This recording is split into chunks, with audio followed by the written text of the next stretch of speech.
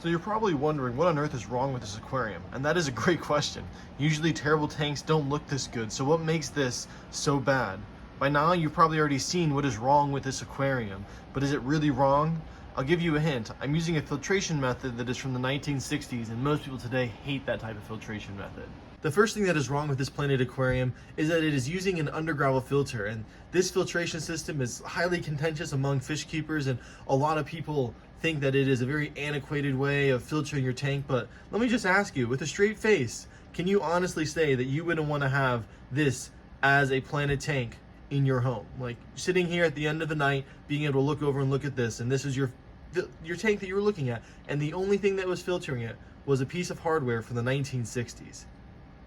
I mean, I think that goes to show how good an undergravel filter can actually be in filtering a planted tank. There are many other tanks out there that are using all these other really fancy types of filtration systems and don't have tanks that look like this. No gravel vacuum, nothing. I just let it go.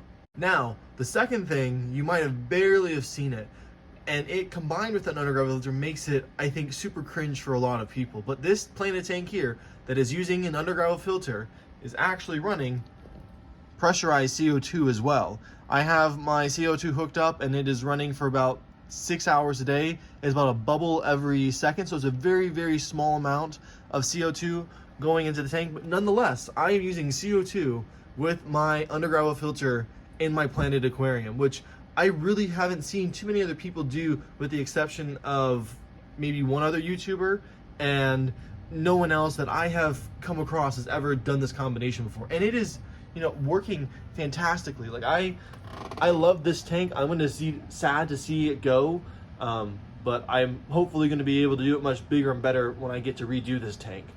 And if you really need to be convinced more that an undergravel filter is an extremely good filter, I'll leave a video here in the center of the defense of the undergravel filter for you guys to be able to go check out, and all the benefits that I see of using an undergravel filter. Hope to see you guys over in that video. Have a blessed day. See ya.